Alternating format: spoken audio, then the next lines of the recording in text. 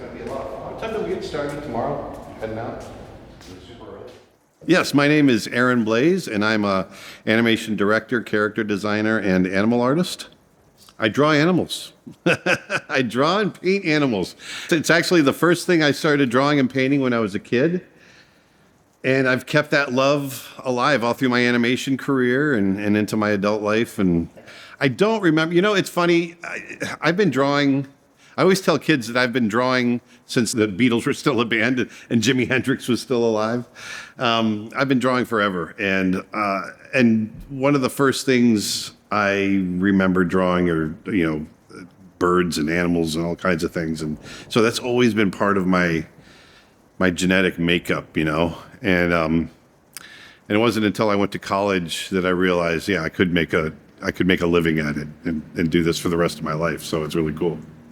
I don't really remember being inspired by children's books, although, I had kind of a little bit of an unconventional, I don't know how unconventional it was, but my family, my father was a hunter and I grew up, specifically duck hunting and bird hunting. My father would sit in the garage and he would carve decoys and, things to set out.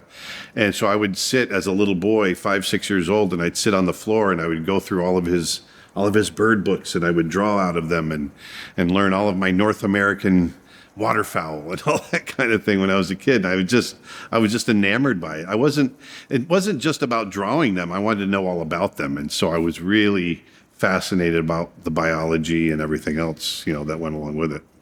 I grew up in South Florida in the Everglades. And the Everglades, for those that don't know, is a very unique, it's a one-of-a-kind environment in the world. And it's just full of bird life and just animal life, alligators and crocodiles and all kinds of great stuff. And the color in Florida, it's very much like Denmark. It's very flat, and we have big skies and big dramatic clouds and big dramatic storms and orange and pink and turquoise skies. And those are the things I remember growing up, are just these beautiful, the color and everything, going out and trying to capture that in watercolor, in oil paint. And from the time I was probably an early teen, that's when it really struck me, I think. That was my first really driven passion to try to capture that kind of stuff on paper. There's not a lot that I haven't worked with. I've tried a lot of different mediums. I haven't sculpted as much as I would like. I would love to sculpt a lot more, but there's so much that I do already. It's just not enough time in the day.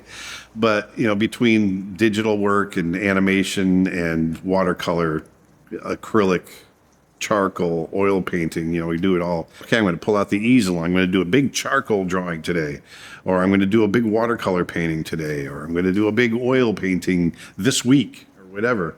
And that's the fun part of the way that I work now, is if I get sick of one thing, I move on to another, and I can always keep it fresh and new.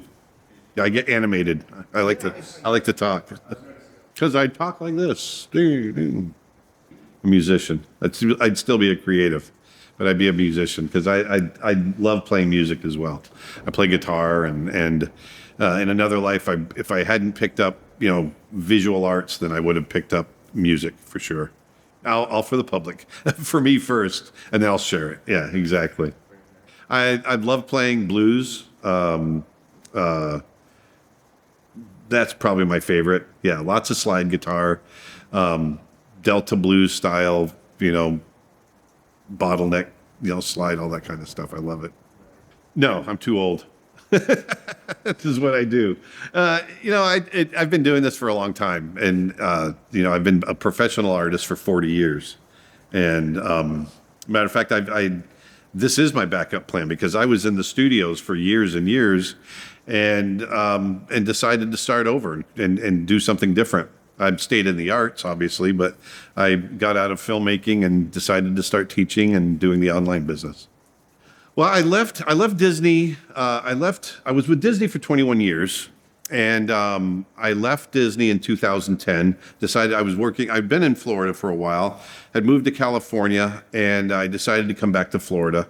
and wanted to make a change. And so I came back to Florida, and I got together with another animation company that was just getting started. I was very excited back in my home state of Florida. And so I got together with them and we started making movies, and that company went bankrupt. And so it was during that time I lost my job, and I at that point I just didn't want to put my life in the hands of film executives anymore. And so if I was going to be a success, I wanted it to be on my terms. And that was right about the time I met my business partner, Nick Birch.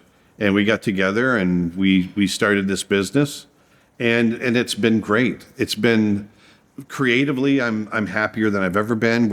I'm creating a much bigger variety of work. I'm still doing animation, but I'm also painting and teaching and traveling the world teaching it. So that's even better.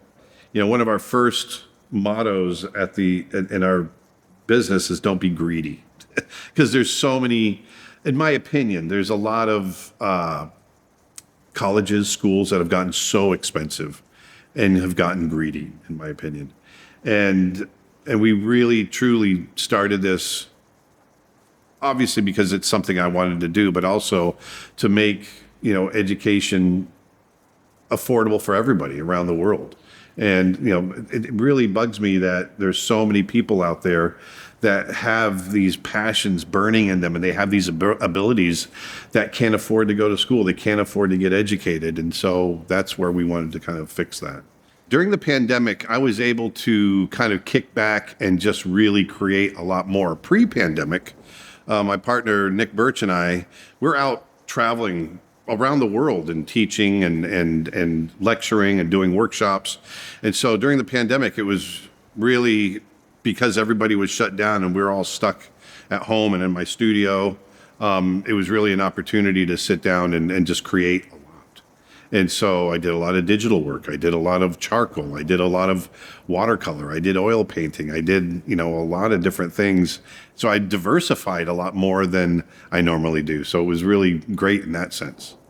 One of the things that we do on our website, creatureartteacher.com, is I do animal drawing and teach how to do animal drawing. And I did a course on birds of prey.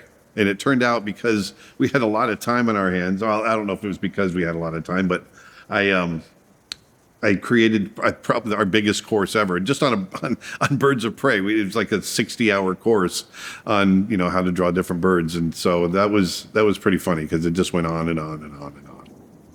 I love playgrounds. This has been absolutely amazing. I think I've been to events that I think are too big. I've been to the Adobe events, and they're great events, but they're huge. Tens of thousands of people, and but this is it's not too big, it's not too small. It's got just the right number of artists. The attitude of everybody is just absolutely amazing. We love the attitude of folks from the Netherlands. It's a great culture, and so it's been really warm and welcoming.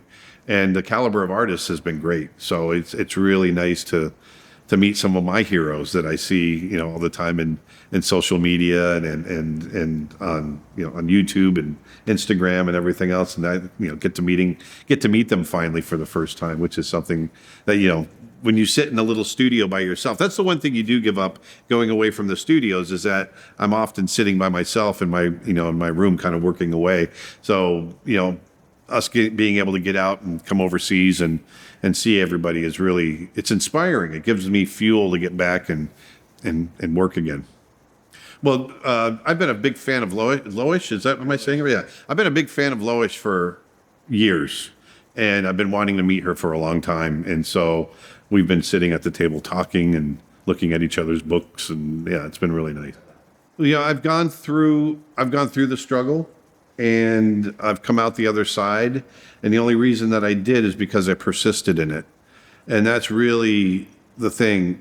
It is hard to have the faith to keep pushing, but at the end of the day, that's what you have to do. You have to, if you love what you're doing, if you love the art, if you have a passion for what it is that you do, don't do it for the money, and that's the passion that should be driving you. And this is something that my father would always tell me, don't chase the dollar, chase that thing that you're passionate about. And yeah, it's going to get tough sometimes, but that passion is going to drive you to a point where things are going to turn around, and you'll find a way to feed yourself and clothe yourself and put a bed under you and everything else. So, as long as you just keep driving at it.